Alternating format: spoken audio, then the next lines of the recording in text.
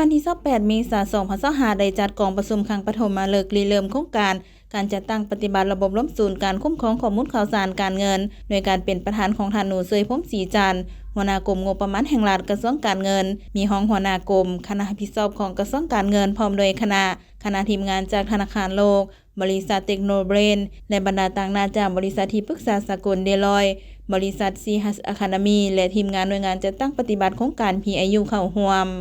ในกองประชุมท่านหนูเซยพรหมศรีจันทร์ให้เกียรติกล่าวเปิดกองประชุมโดยท่านให้ฮู้ว่าในการจัดตั้งปฏิบัติระบบล้มศูนย์การคุ้มครองข้อมูลข่าวสารการเงินแม่นระบบที่นอนในองค์ประกอบหนึ่งและเป็นองค์ประกอบหลักในแผนเวียกของโครงการปรับปรุงระบบการคุ้มครองการเงินแห่งรัฐเป็นทันสมัยหรือ e-FID ซึ่งได้รับเงินกู้ยืมจากธนาคารโลกนำใส่เข้าในการจัดตั้งปฏิบัติซึ่งโครงการ e-FID ก็เป็นโครงการหนึ่งในการจัดตั้งปฏิบัติพันขยายวิสัยทัศน์ฮอดปี 2030และยุทธศาสตร์พัฒนาคะแนนการเงินฮอดปี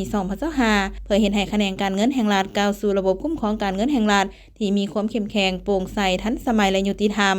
การหันเป็นทันสมัยการคุ้มครองข้อมูลข่าวสารการเงินเป็นสิ่งที่สำคัญที่สุดเพื่อเฮ็ดให้พวกเขาสามารถมีข้อมูลที่ละเอียดโปร่งใสครบถ้วนตามมาตรฐานสากลเพื่อสมเทียบกันได้และรับใช้ในการวิเคราะห์ฐานะการเงินของภาครัฐสำหรับการกำหนดนโยบายการเงินและการแก้ไขปัญหาการเงินที่สอดคล้องกับสภาวะตัวจริงมีความยุติธรรมและสามารถตอบสนองได้ทิศทางนโยบายรวมของรัฐบาลที่ได้กำหนดไว้ในแผนพัฒนาเศรษฐกิจสังคมแห่งชาติเป็นแต่ละระยะโครงการดังกล่าวได้มีการลงนามเพื่อการจัดซื้อจัดจ้างระบบการคุ้มครองข้อมูลข่าวสารการเงินในรูปแบบวงแคบสากลก่อนแล้วในวันที่24 มีนาคม 2025ซึ่งระบบดังกล่าวแม้นได้รับเงินกู้ยืมจากธนาคารโลกนำใช้ในการจัดตั้งปฏิบัติผ่านกระบวนการจัดซื้อจัดจ้างในรูปแบบวงแคบสากลตามระเบียบการจัดซื้อจัดจ้างของธนาคารโลกในนามผู้ให้ทุนและเคียงคู่กับระเบียบการจัดซื้อจัดจ้างของรัฐคณะรับผิดชอบของกระทรวงการเงินหน่วยงาน PIU ประสานสมทบเฮ็ดเวียกร่วมกับบริษัทเดลอยบริษัทที่ปรึกษาสากลจากอินเดียและคณะวิชาการของธนาคารโลกได้ดำเนินกระบวนการจัดซื้อจัดจ้างตามระเบียบการ